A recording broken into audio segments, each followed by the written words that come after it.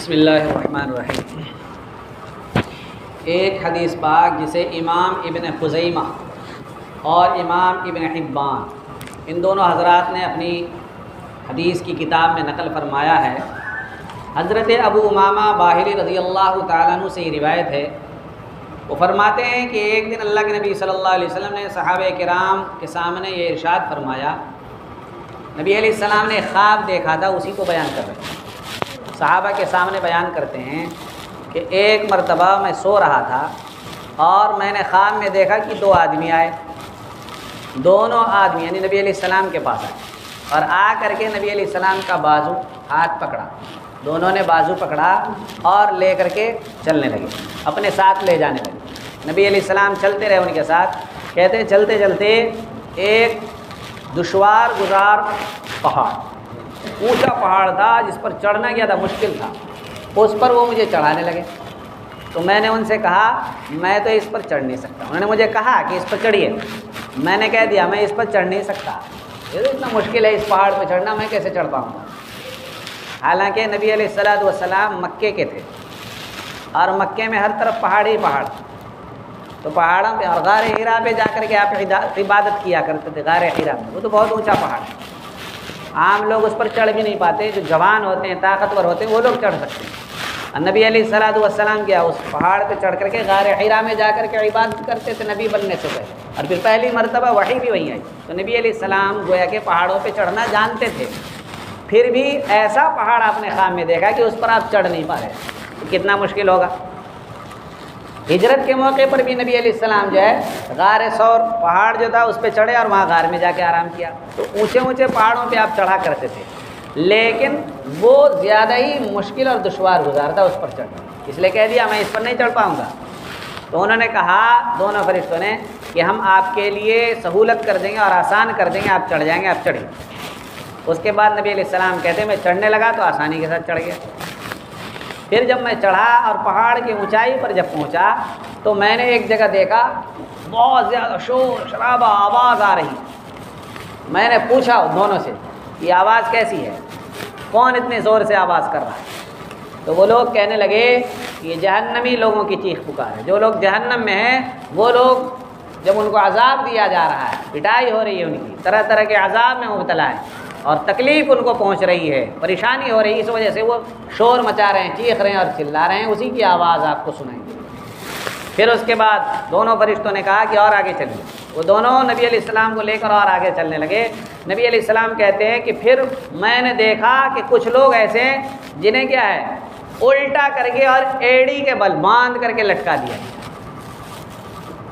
ایسے پٹائی کرنے کے لیے پولیس والے کیا کرتے ہیں الٹا لٹکا دیتے ہیں نا مجرموں کو، اور پھر پٹائی کر کے ان سے جرم اگلواتے ہیں، اقرار کرواتے ہیں۔ تو ایسے ہی نبی علیہ السلام کہتے ہیں میں نے دیکھا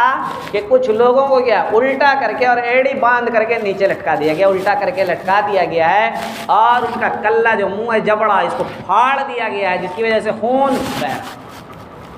میں نے پوچھا کہ یہ کون ہے، یہ کون لوگ ہیں جنہیں اس طریقے سے الٹا لٹکا دیا گیا ہے، ایڑی سے باندھ کر کے لٹکا دیا گیا اور ان کا جبڑا پھاڑ کر کے خون نکالا جا رہا ہے، کیا وجہ ہے؟ تب نبی علیہ السلام کو ان فرشتوں نے بتایا یہ وہ لوگ ہیں جو افطار کا وقت ہونے سے پہلے ہی روزہ کھول لیا کرتے، افطار کا وقت ہونے سے پہلے ہی کیا کر لیتے تھے روزہ کھول لیا کرتے تھے۔ تو اس لیے ہمیں کیا ہے دن بھر جو بھوکے رہتے ہیں تو یہ نہیں کہ آخری 2 منٹ دیری ہو جائے کیا پریشانی ہے، 1 منٹ دے، لیکن اطمینان ہو جانا چاہیے صحیح طریقے سے، تذبذب والی شک والی بات نہیں، ٹائم ہوا نہیں ہوا لاؤ کھا لیتے، نہیں ہوا نہیں ہوا تو کیوں کھا لیتے ہیں، یقین ہو جائے کہ اب تو ٹائم ہو ہی گیا ہے، اس کے بعد ہی کھانا شروع کرنا چاہیے، اس کے بعد ہی کیا کرنا چاہیے کھانا شروع کرنا چاہیے، ورنہ سارا دن صبح سے لے کر شام تک بھوکے رہے اور چند سیکنڈ پہلے بھی اگر افطار کر لیا نا تو روزہ ہوا ہی نہیں،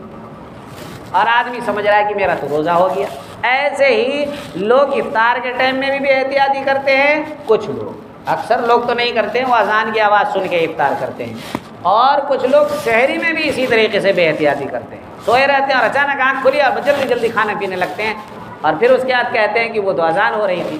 اذان ہو رہی تھی، تو اذان تو جب ٹائم ختم ہو جاتا ہے اس کے کئی منٹ کے بعد اذان ہوتی ہے، تو روزہ ہی نہیں ہوا، لیکن وہ کیا سوچ رہا ہوتا ہے کہ میرا روزہ صحیح ہے۔ تو اس لیے سحری بھی 5-10 منٹ پہلے ہی کھا کے تیار ہو جائے، اور اگر دیر سے اٹھیں تو چھوڑ دینا کریں،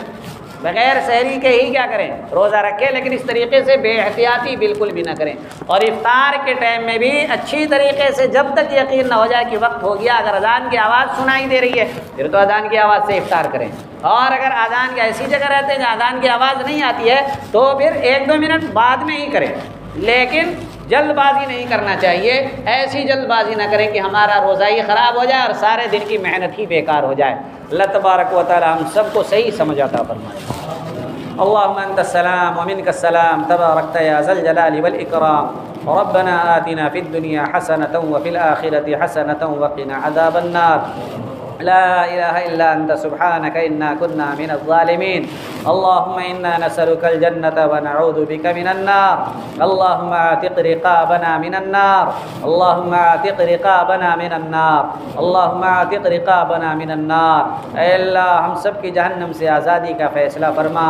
اے اللہ آج کی رات ہم سب کی جہنم سے آزادی کا فیصلہ فرما، اے اللہ آج کی رات ہم سب کی جہنم سے آزادی کا فیصلہ فرما، اے اللہ اچھے اعمال کا شوق ہمارے دلوں میں پیدا فرما،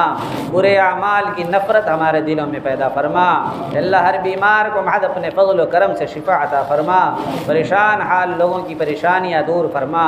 ہماری تمام دعاؤں کو نبی کریم صلی اللہ علیہ وسلم کے صدقے میں قبول و منظور فرما، وصلی اللہ تعالی علی خیر خلقہ محمد و آلہ و اصحابہ اجمعین برحمتک یا ارحم۔